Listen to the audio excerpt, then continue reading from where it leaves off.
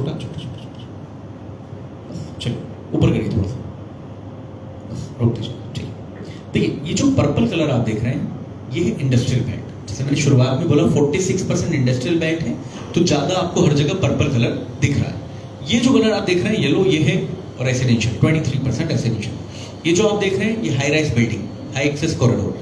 ये जो आप देख रहे हैं ये है पब्लिक यूटिलिटी, मतलब होटल, हॉस्पिटल, कॉलेज, यूनिवर्सिटीज यहाँ पे आएंगी। ये जो आप देख रहे हैं sports and entertainment zone, sports से रिलेटेड सारी चीजें। आपने बहुत अच्छे सुना होगा कि 2036 में हम ओलंपिक की तैयारी करने की दावेदारी कर रहे हैं अहमदाबाद में। मैं गारंटी दे रहा हूं अहमदाबाद की इतनी ताकत ही नहीं है,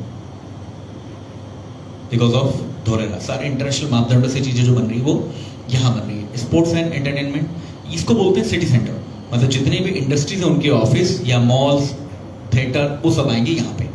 अब हमारी प्रेजेंस कहाँ कहाँ पे और क्यों?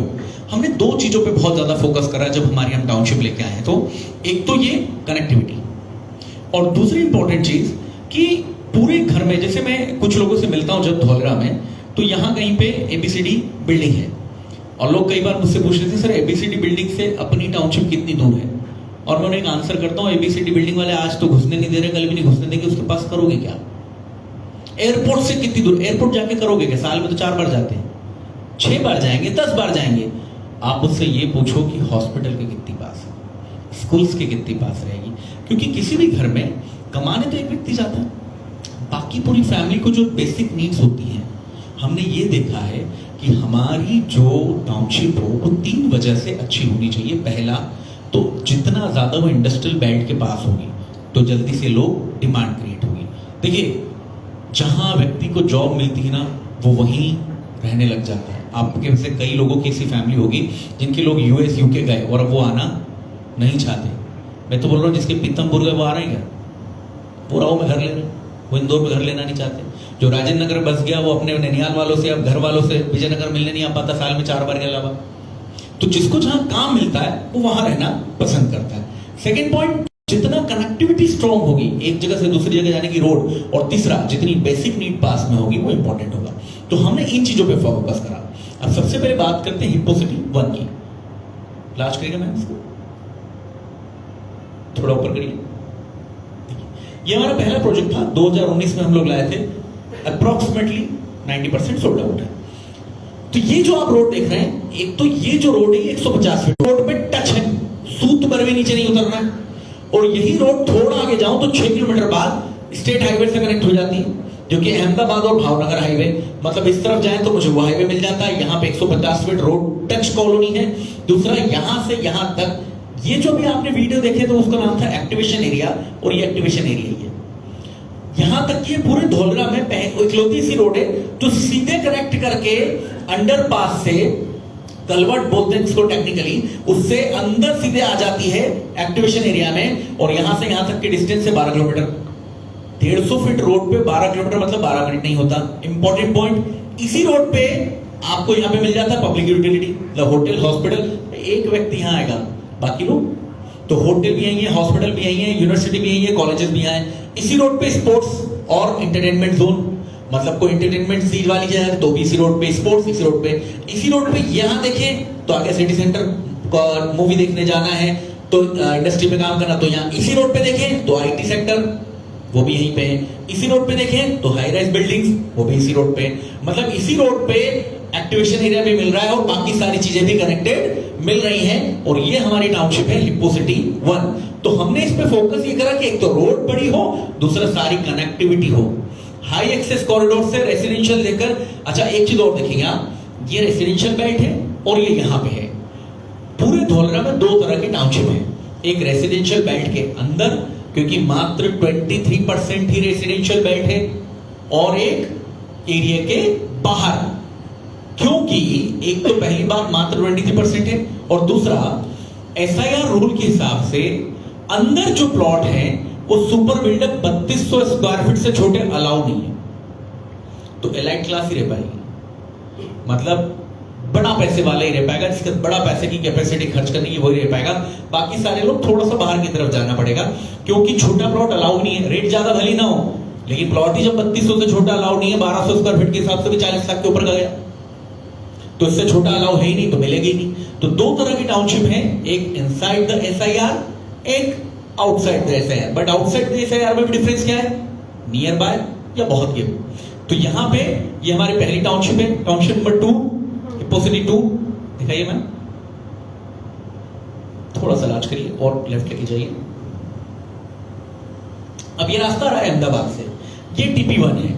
अब यहां पे देखते हैं तो यहां पे भी इंडस्ट्रियल बेल्ट के बाद हमारी टाउनशिप है, लेकिन इंडस्ट्रियल बेल्ट से मात्र 300 मीटर की दूरी पे, 300 मीटर, 3 खेत बाद हमारी टाउनशिप आ जाती है। अब इंडस्ट्रियल बेल्ट में जो व्यक्ति यहां काम कर रहा है वो नीचे एक तो जाएगा, तो उसको करीब 12 किलोमीटर नीचे जाना पड़ेगा, तो जाके उसको मिलेगा रेसिडेंशियल बेल्ट, लेकिन वहां पे वो ले नहीं सकता क्योंकि बहुत महंगा होगा।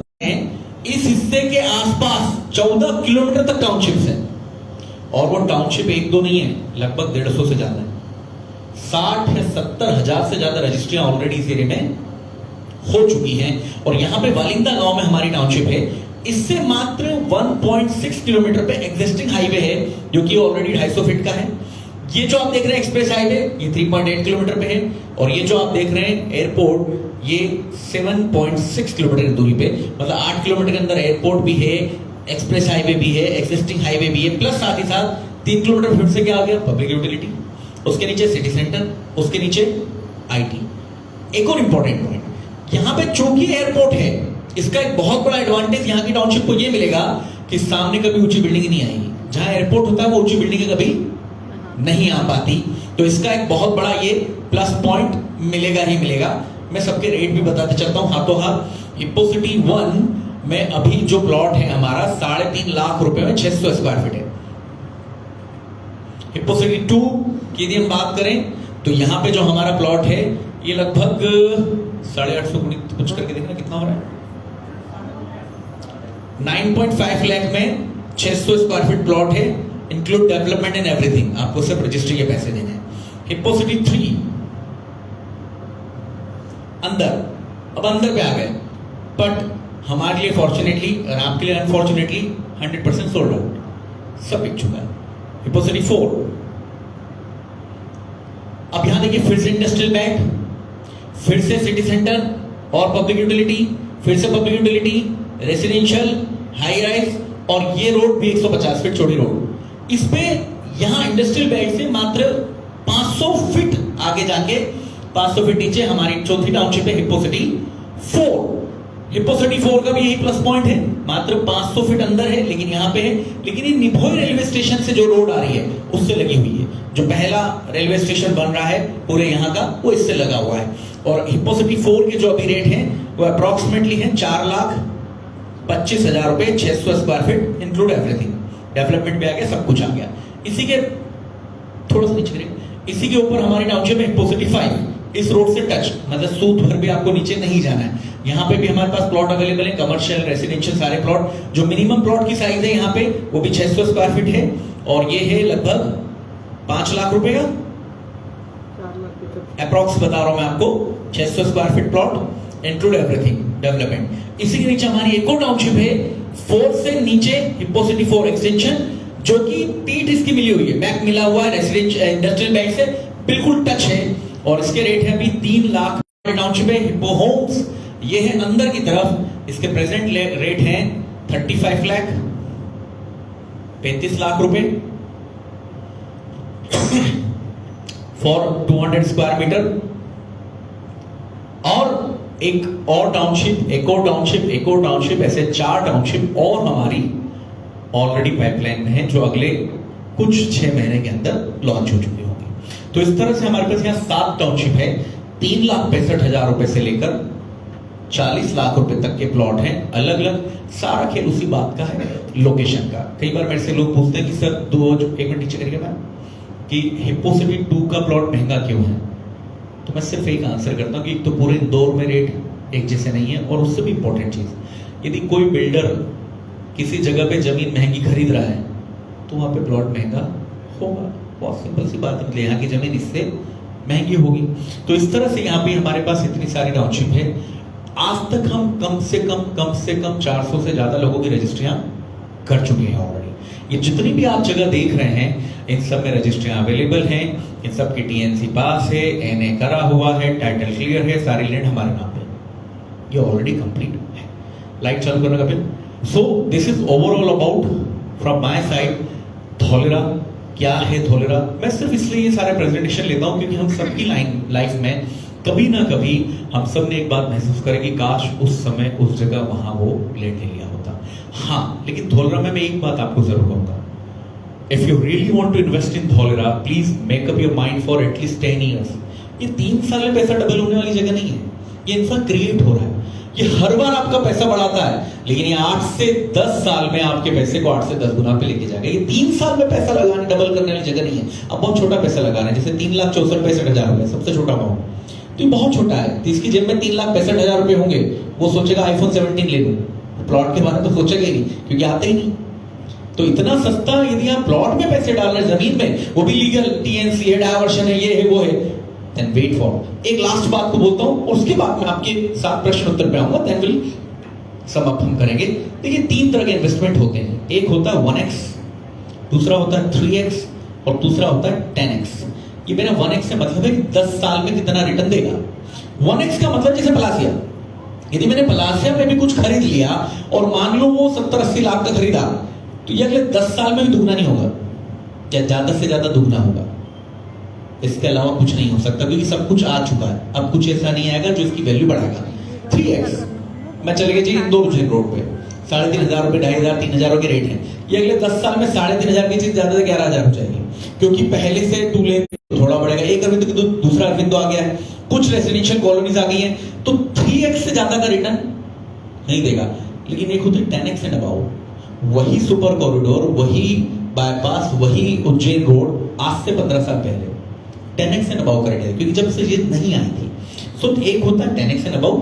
अभी पूरा की पूरा धौलेरा जो है वो 10x एंड अबाउ पे खड़ा है।